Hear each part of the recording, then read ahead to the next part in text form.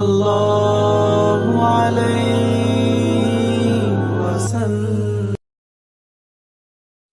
جب آپ رو رو کر اللہ سے فریاد کرتے ہیں تو اللہ تمہارے لیے دو اشارے ظاہر کرتا ہے۔ السلام علیکم دوستو، جب جو چاہا نہیں ملا، جو کچھ سوچا تھا وہ نہیں ہوا، جو امیدیں تھی وہ ٹوٹ گئی، ایسا محسوس ہوتا ہے جیسے دلوں کی گھٹن بڑھ گئی ہو، ایسا لگتا ہے جیسے ہم کسی اندھیرے کمرے میں قید ہو جہاں دروازے تو بہت سارے ہیں مگر سارے بند ہیں، ایسا لگتا ہے جیسے زندگی رک سی گئی ہے۔ لیکن سنو، یہ سب تمہارے دماغ کا ایک خلل ہے، یہ شیطانی وسوسے ہیں۔ دیکھو، اس کمرے کا ایک دروازہ کھلا ہوا ہے، آج بھی تمہارے اندر کی روشنی اور ضمیر زندہ ہے۔ کیوں؟ تمہارا رب تمہارے ساتھ ہے نا۔ ضرور یہ خزاں کے دن ہیں مگر بہاروں کو بھی آنا ہے نا۔ گھبراؤ نہیں، زندگی رکی نہیں ہے، رب کائنات ہے نا، وہ تمہیں سنبھال لے گا۔ جان رکھو، جب تمہارا رب تمہارے حالات بدلتا ہے نا تو کچھ خاص نشانیاں اور اشارے ضرور سامنے کرتا ہے مگر ہم ان کو کبھی سمجھ نہیں پاتے۔ اکثر لوگ سوال کرتے ہیں کہ اللہ نے ہمیں بھلا دیا ہے، کیوں ہماری دعائیں قبول نہیں ہوتی، کیوں مشکلاتیں ختم نہیں ہوتی۔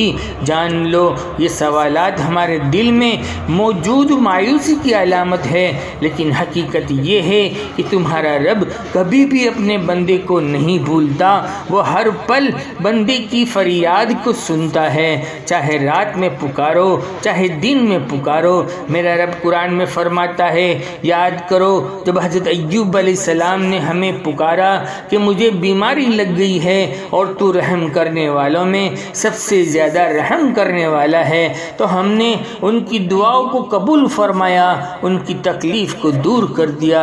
جان رکھو، یہ یا تو انسان کی اپنی آزمائش اور گناہوں کی تلخیاں ہے جو اللہ کی قربت سے دور کر دیتی ہے۔ جان لو، تمہارے رب کا در کبھی بھی بند نہیں ہوتا۔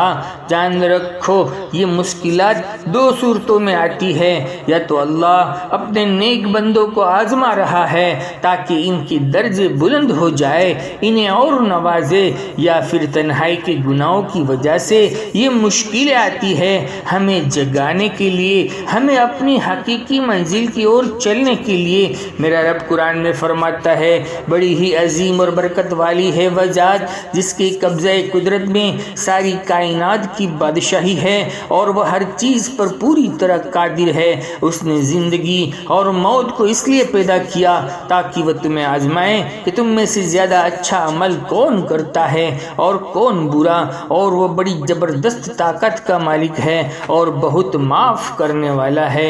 جان رکھو، بعض اوقات زندگی میں ایسا ہوتا ہے کہ زندگی ایک کے بعد دوسری مشکل میں پھنستی چلی جاتی ہے، جس سے رشتوں میں تلخیاں، سکون اور راحت ختم ہو جاتی ہے۔ یہ سب تمہارے رب کی طرف سے ایک سگنل ہوتا ہے کہ بندہ لوٹ آئے، اپنے گناہوں پر ندامت کرے، اپنے رب سے معافی مانگے۔ جان رکھو، تمہارا اپنے رب کے سامنے جھک جانا، ندامت اور عاجزی کے ساتھ سجدہ ریز ہو جانا، یہ وہ خاص نشانی اور اشارہ ہے کہ تمہارا رب نے تمہارے قبول کر لیا ہے، تمہارا دل صاف ہو چکا ہے اور تم ان دروازوں کی اور رخ کیے ہوئے ہو جو سارے تمہارے لیے کھلے ہوئے ہیں۔ میرا رب قرآن میں فرماتا ہے، اگر تم میں سے کوئی نادانی میں برا کام کر بیٹھے پھر وہ توبہ کر لے اور اپنی اصلاح کر لے تو بے شک اللہ بہت معاف کرنے والا ہے اور بہت رحمت والا ہے۔ یاد رکھو، اللہ کی رحمت گناہوں سے زیادہ وسیع ہے۔ تمہارا رب فرماتا ہے، میری رحمت میرے غضب پر حاوی ہے، اور یہ اللہ کا وعدہ ہے، وہ توبہ کرنے والے کو کبھی رد نہیں کرے گا۔